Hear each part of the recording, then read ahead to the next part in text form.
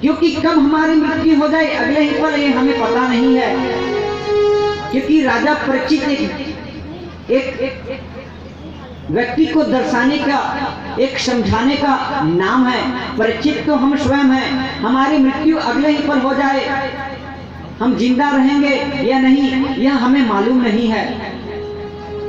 तो कहते हैं कि हे राजा परीक्षित, इस कलयुग में जो खटवांग नाम के राजा थे उन्होंने पल मात्र में, क्षण भर में ही मुक्ति पा गई थी। मैं जानता हूं कि तुमने जनहित के लिए प्रश्न पूछा है और तुम्हारी भी मृत्यु 7 दिन के बाद होनी है। तो कहते हैं यह जो कलयुग है इसमें एक बहुत बड़ा गुण है। बताते हैं कि कली करे पुनीत प्रताप, कली करे पुनीत प्रताप। सब लोग ताली की सेवा करें और कहेंगे कली करे पुनीत प्रताप, कली करे पुनीत प्रताप। मानस पुण्य होई नहीं पापा, मानस पुण्य होई नहीं पापा। क्योंकि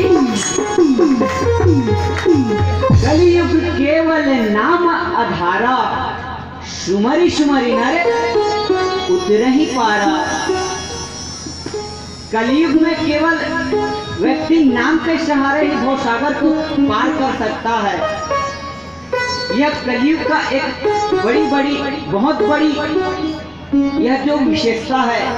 यही कारण था कि राजा परीक्षित ने भी उस कलयुग को नहीं मारा था। एक बार फ्रेंड्स बोलेंगे बांके बिहारी लाल की, श्री राधा कृष्ण की। हे राजा परीक्षित, तुम चिंता मत करो, तुम्हारी जो मुक्ति है वह अवश्य करके होगी। एक बात बताऊं, हम अपने श्वासों का कोई हिसाब नहीं रखते, कोई महत्व नहीं देते, क्योंकि हम बार बार सांस लेते हैं लेकिन यह कभी नहीं सोचते कि कब हमारा श्वास रुक जाएगा। क्योंकि हमारे पास जो ज्यादा रहता है उसकी हम कीमत नहीं लगाते, कोई महत्व नहीं देते हैं। धन ज्यादा है तो धन को व्यर्थ की खर्चा करते रहते हैं। परिवार है तो उनकी कदर नहीं करते, रिश्तों की कदर नहीं करते।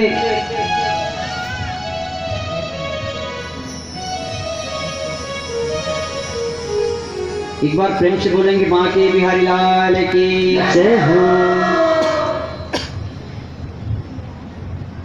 तो सुखदेव जी कहते हैं कि हे राजा परीक्षित, सर्वप्रथम तो जिस व्यक्ति को अपना कल्याण करना है, जिसको भगवान को पाना है, तो उसे सर्वप्रथम आसन जीतना चाहिए। प्रश्न किया परीक्षित ने कि हमारा मन तो भगवान की कथा में, भगवान के भजन में लगता नहीं है, इसे किस प्रकार से लगाएं? तो सुखदेव जी कहते हैं कि उसे अपना आसन जीतना चाहिए, क्योंकि हम यहाँ बैठेंगे तभी जाकर के हम कथा कह सकते हैं, जप कर सकते हैं।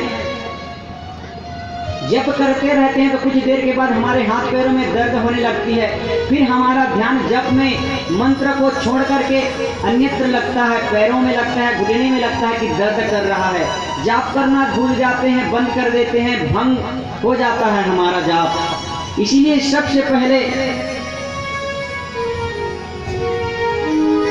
आसन को जीतें तो मन को एकाग्र कर सकते हैं, क्योंकि एकाग्रता में ही शक्ति है, एकाग्रता में ही बुद्धि आती है। आगे भगवान सुखदेव जी कहते हैं कि सबसे पहले तो व्यक्ति को प्रातः काल उठ करके स्नान ध्यान करना चाहिए ब्रह्म मुहूर्त में। उसके बाद में स्नान ध्यान करके भगवान की आराधना करनी चाहिए, जिसको अपना कल्याण करना है। स्नान के बाद कम से कम 5 मिनट पूजा करना चाहिए। फिर उसके बाद में संसार के जितने भी काम हैं उस कार्य को करना चाहिए। यदि भगवान का नाम लेकर के कोई भी कार्य करें तो अवश्य करके सफल होता है। यह बात आज सुखदेव जी बता रहे हैं राजा परीक्षित को। आप यह अनुभव करके देखना, कोई कार्य करते हैं तो भगवान का नाम लेना, वह कार्य अवश्य करके सिद्ध होगा, सफल होगा। आगे चल करके भगवत धर्म के बारे में बताते हैं श्री सुखदेव जी। कहते हैं कि जब भगवान ने सृष्टि बनाई तो सबसे पहले पूरा यह संसार जलमग्न था। तो वहां नारायण ने जन्म लिया। देखा कि चारों तरफ, सोचा कि मुझे रहने का स्थान चाहिए, तो कहीं भी जगह नहीं है। तो जल के अंदर, समुद्र के अंदर उन्होंने शेषनाग को अपना बिछौना बनाया, आसन बनाया और भगवान नारायण उसमें रहने लगे, घर बना करके। मन में इच्छा हुई कि मैं इस पूरे संसार में, पूरे ब्रह्मांड में स्वयं अकेला हूं। मैं एक से यदि 2 हो जाता हूं तो ये और भी अच्छा है। आज भगवान ने सोचा, इच्छा मात्र से उनके नाभि से एक कमल निकला, जिसमें ब्रह्मा जी का जन्म हुआ, प्रादुर्भाव हुआ। केवल इच्छा मात्र से ब्रह्मा जी कमल के ऊपर उनका जन्म हुआ। उनको कुछ भी समझ नहीं आया। चारों तरफ देखा तो पूरे सारे संसार में जल ही जल फैला हुआ है। मैं क्यों आया, मेरा क्या काम है, मैं किस लिए हूँ, मैं किस लिए जन्म लिया, वो कुछ समझ नहीं पा रहे हैं। किसने मुझे जन्म दिया, आज ढूंढ रहे हैं। कभी कमल के अंदर आते, कभी कमल से बाहर आते, बार बार यही कार्य करते रहते, लेकिन ना तो कुछ दिखाई देता जल के अलावा, ना तो कुछ समझ में आता। ब्रह्मा जी को परेशानी में देख करके नारायण के द्वारा आकाशवाणी हुई। केवल 2 अक्षर बोले गए, ता और पा। ब्रह्मा जी को कहा गया कि तुम तप करो। ब्रह्मा जी ने तप किया, तब नारायण का दर्शन पाया। नारायण ने कहा कि मैं तुमसे प्रसन्न हूं, पूछो तुम क्या पूछना चाहते हो। आज ब्रह्मा जी कहने लगे कि मैं कौन हूं और आप कौन हैं। तो नारायण कहते हैं कि आप ब्रह्मा हो और मैं ब्रह्म हूं। तो आपने मुझे क्यों जन्म दिया, ब्रह्मा जी कह रहे हैं। तो नारायण कहते हैं कि मेरी इच्छा है कि मैं सृष्टि की रचना करूं, तो मैं तुम्हें आज्ञा देता हूं, तुम मेरे पुत्र हो, मैंने तुम्हें जन्म दिया है, तुम मेरी मनोकामना पूर्ण करो। आज ब्रह्मा को आज्ञा दिया कि तुम सृष्टि की रचना करो। ब्रह्मा जी ने अपने मन के द्वारा,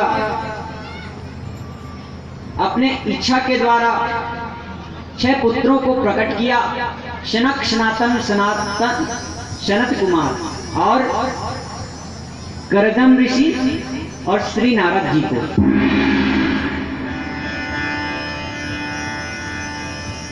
ब्रह्मा जी अपने पुत्रों से कहने लगे कि तुम लोग मेरी सहायता करो और सृष्टि को बढ़ाने में मेरा साथ दो। तो क्षयो ने मना कर दिया। क्षयो बाल्या अवस्था से ही भगवान के भजन के लिए चले गए। उन्हें गृहस्थ जीवन स्वीकार नहीं हुआ नहीं किया। उन्होंने ब्रह्मा जी को प्रणाम करके वह सन्यास को चले गए। ब्रह्मा जी ने फिर से तपस्या किया। नारायण ने दर्शन दिया। नारायण से फिर कहा कि मैंने 6 पुत्रों को जन्म दिया, लेकिन उन्होंने सृष्टि को बढ़ाने में मेरा सहयोग देने से उन्होंने मना कर दिया। अब मैं सृष्टि की रचना किस प्रकार करूं? तो नारायण कहते हैं कि देखो, तुम एक काम करो, तुमने 6 पुत्रों को जन्म दिया था, अब तुम एक काम करो, एक कन्या को जन्म दो और एक पुत्र को जन्म दो। तो आज ब्रह्मा जी ने स्वयंभू मनु और शत्रुपा को उन्होंने पैदा किया।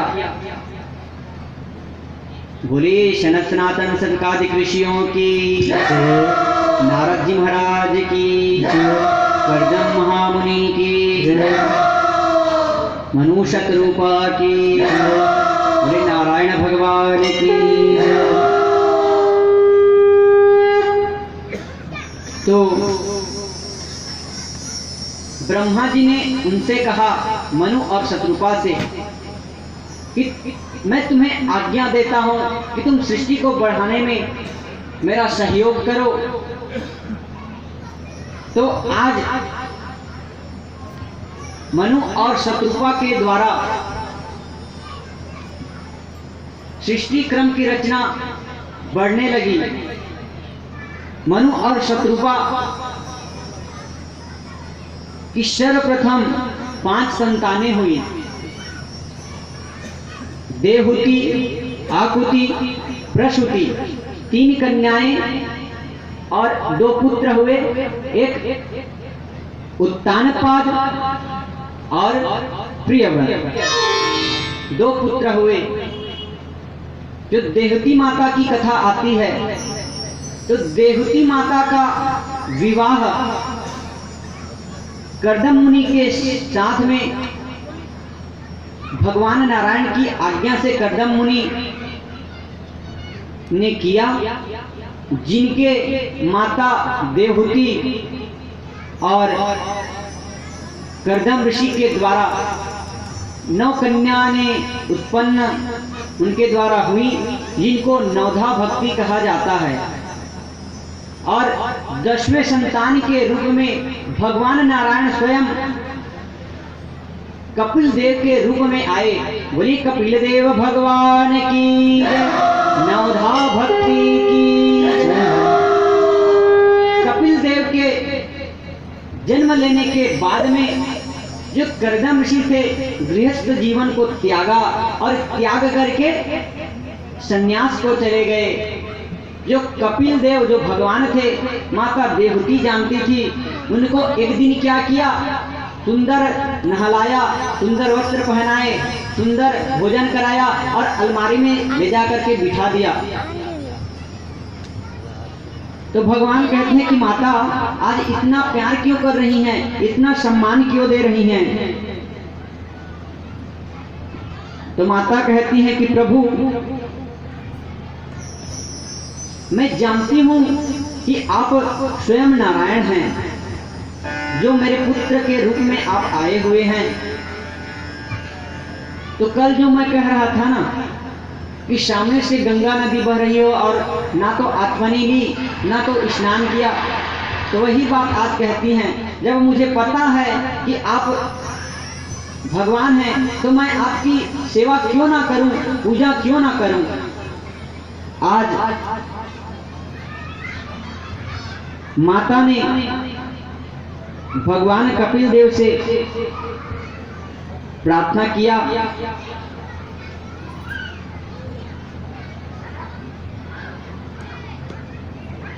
कि हे नारायण, आप हमें बताइए कि बंधन शरीर का होता है कि मन का होता है कि आत्मा का होता है? दूसरा, इंद्रियों को वश में कैसे किया जाए? जिह्वा, आंख, कान, नाक, आप सब जानते हैं। आंख वही देखना चाहेगा जो उसको अच्छा लगेगा। सुंदर सुंदर चीजों को आंख देखता है, अच्छी बातों को कान श्रवण करना चाहता है। जिह्वा अच्छे अच्छे पकवान का, अच्छे अच्छे रस का स्वाद लेना चाहती है। तो हम जिह्वा को किस प्रकार से वश में करें?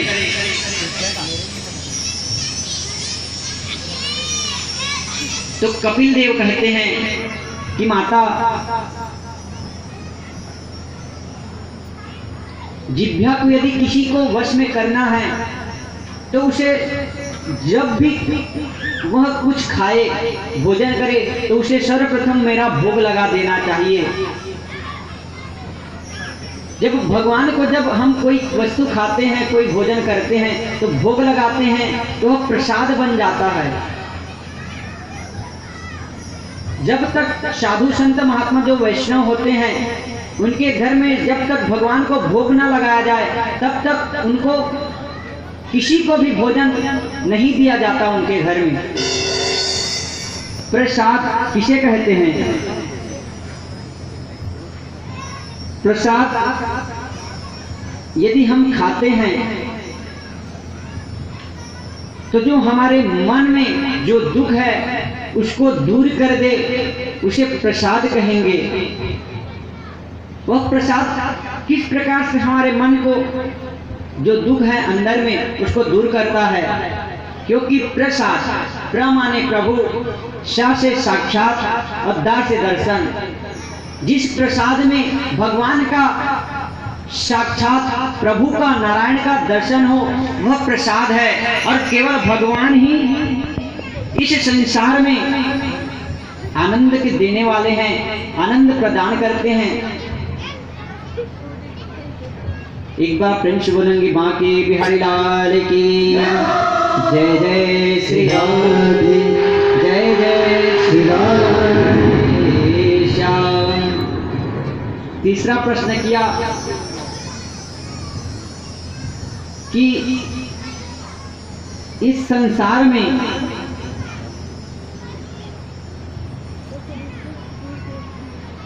सुख क्या है, सुख किसको है?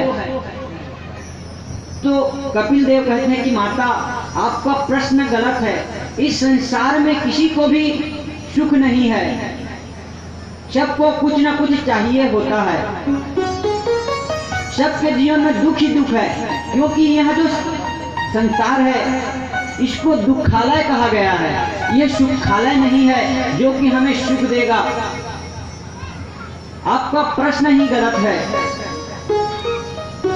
यदि किसी को सुख चाहिए तो वह मेरा भजन करे, भगवान का भजन करे, वह व्यक्ति ही सुख है।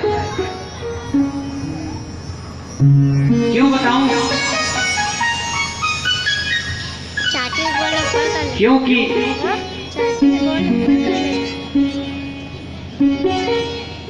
धनवंता वही जानिए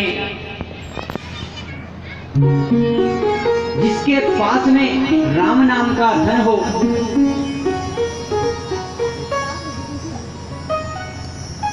जिसके पास धनवान, आप उसी को समझना जिसके पास भगवान का नाम हो, भगवान की कथा हो।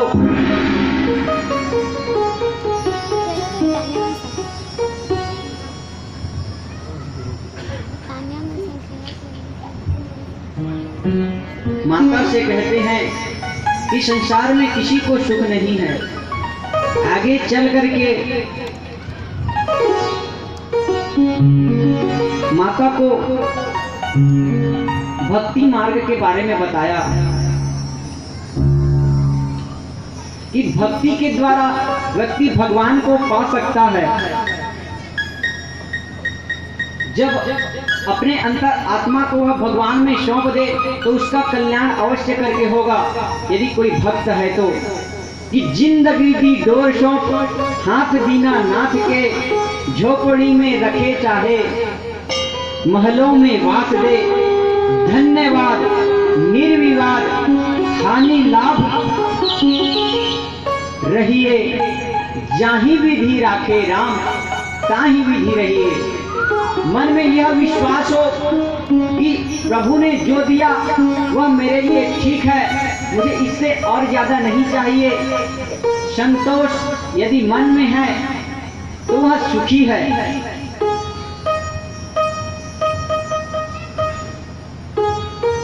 हे माता, जितने भी योग हैं, जितने भी तप हैं, यह कठिन है, लेकिन भक्ति मार्ग सरल है और सहज है और साक्षात परमात्मा को देने वाला है। इसलिए आप भक्ति करो। आज माता देवहूति को भगवान ने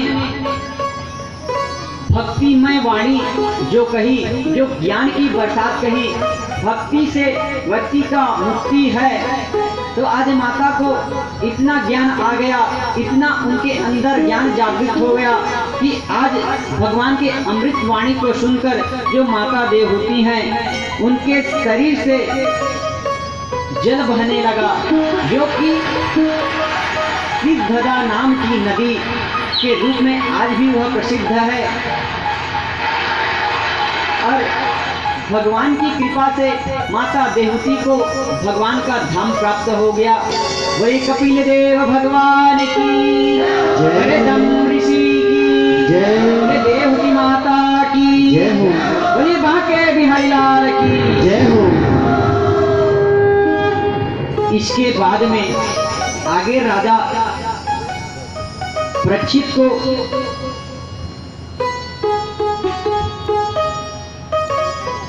उनके जो माता जो देवहूति हैं, उनके दो भाई थे, उत्तानपाद और प्रियव्रत। तो आज उत्तानपाद की कथा श्रवण करा रहे हैं। उत्तानपाद के पुत्र हुए ध्रुव, जो कि ध्रुव तारे के रूप में आज तक चमकते रहते हैं, प्रकाशमान हैं। उनको उनके जगह से भगवान के आशीर्वाद के कारण कोई ना तो हटा सकता है, ना तो कोई ढक सकता है, ना तो कोई गिरा सकता है उस ध्रुव तारे को। ऐसी भगवान की कृपा उस ध्रुव के ऊपर की थी भगवान। कहते हैं कि प्रियव्रतोत्तान पादो शतरूपा पतयतो सुतो वसुदेवस्य कलया रक्षाया जगतः स्थितो।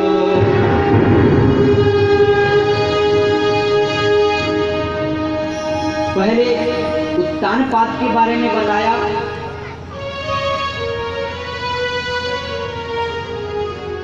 जिनके पत्नी का नाम था सुनीति।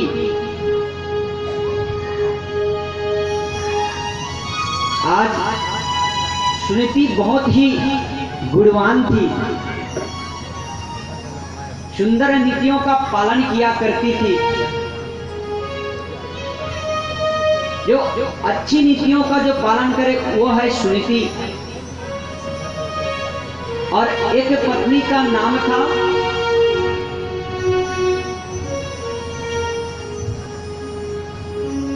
एक बार प्रेम से बोलेंगे बांके बिहारी लाल की जय। सुरुचि, जो स्वयं का भला सोचे, किसी और का नहीं।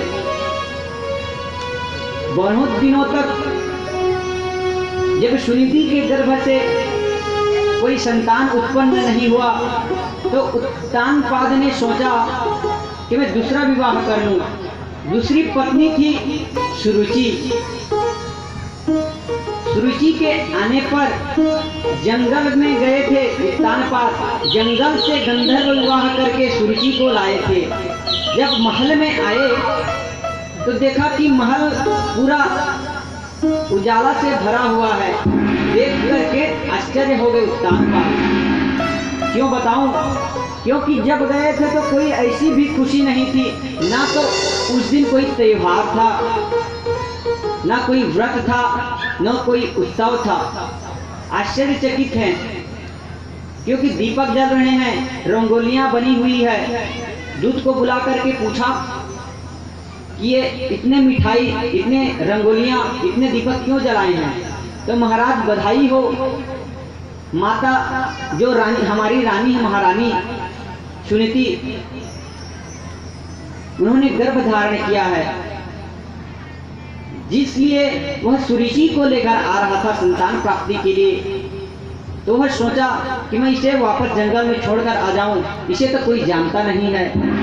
लेकिन जैसे ही पीछे मुड़ करके देखा सुरुचि को, तो वह इतना सुंदर थी, इतना रूपवान थी कि देख करके चाहते हुए भी उत्तानपाद उसको छोड़ नहीं पाए। उसे अपने महल ले आए। जब महल लेकर आए तो क्या देखा कि वहां एक स्त्री थी। तो उत्तानपाद से पूछने लगी वो जो सुरुचि थी कि ये कौन है? तो उत्तानपाद कहते हैं कि ये मेरी बड़ी रानी है। तो मैं कौन हूं? तुम मेरी छोटी रानी हो। तो सुरुचि जो अपना हित चाहती है वो क्या कहती है, या तो ये रहेगी या तो मैं रहूंगी, एक जगह दोनों नहीं रह सकते। तो आज उत्तानपाद ने क्या किया बताऊं? आज जो सुनीति, जो उनकी पहली पत्नी थी, उसको घर से निकाल दिया, लेकिन सुरुचि को नहीं छोड़ा, क्योंकि इतने आसक्त थे उनके रूप को देख करके। आज सुनीति गर्भवती थी, उनके लिए एक महल के बाहर कुटिया बना दिया गया, उसमें वह रहा करती थी सुनीति, और नित्य प्रति संतों की सेवा किया करती थी। संतों का सेवा करती थी, भोजन कराती थी।